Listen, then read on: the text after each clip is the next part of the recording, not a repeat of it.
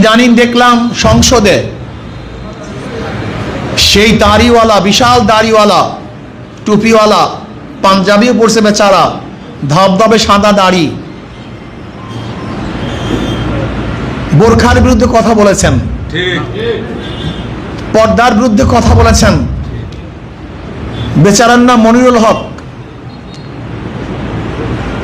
আমি তো ওনাকে দেখে ভাবতাম একজন ভালো লোক, ইসলাম প্রিয় লোক, কিন্তু উনি বোরখার বিরুদ্ধে কথা বলার কারণে মুফতিদের কাছে ফতুয়া জিজ্ঞাসা করা উচিত ওনার ঈমান আছে কি নাই। আমার যতটুকু তাহকিক, আল্লাহ পাকের কোন বিধানের বিরুদ্ধে কেউ যদি কথা বলে, ঘৃণা করে, অপছন্দ করে, কেউ যদি অপছন্দ করে, ঘৃণা করে আল্লাহ পাকের কোন বিধানকে, সাথে সাথে বেঈমান হয়ে যায়, সে আর মুসলমান থাকে না। আমি জনাব তারেক সাহেবকে বলবো, আপনি সতর্ক থাকুন।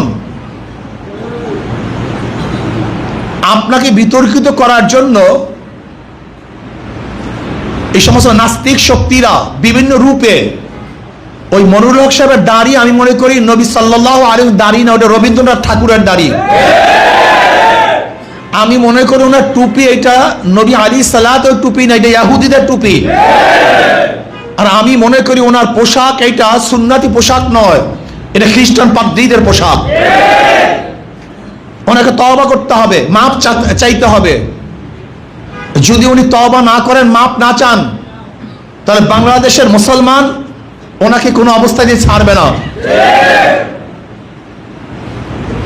আবার দেখলাম আমাদের ডক্টর জাহির সাহেব উপদেষ্টা কয়েকদিন আগে পুশুনিয়ার ব্যাপারে তিনি মন্তব্য করেছেন, বক্তব্য দিয়েছেন। পুশুনিয়ার ব্যাপারে পজিটিভ বক্তব্য দিয়েছেন, ভারতের পক্ষে তার বক্তব্য ছিল, কিন্তু ওনাকে ভারত ঢুকতে দেয় নাই, বিএজিত করেছে। আমি মনে করি ডক্টর জাহির সাহেবকে অপমান করে নাই, গোটা বাংলাদেশকে অপমান করা হয়েছে। ভারত আমাদের কোনো অবস্থাতেই বন্ধু হতে পারে না, তারা কোনোদিন আমাদের বন্ধুত্বর পরিচয় দেয় নাই, বর্তমানেও দিচ্ছে না, ভবিষ্যতেও দিবে না।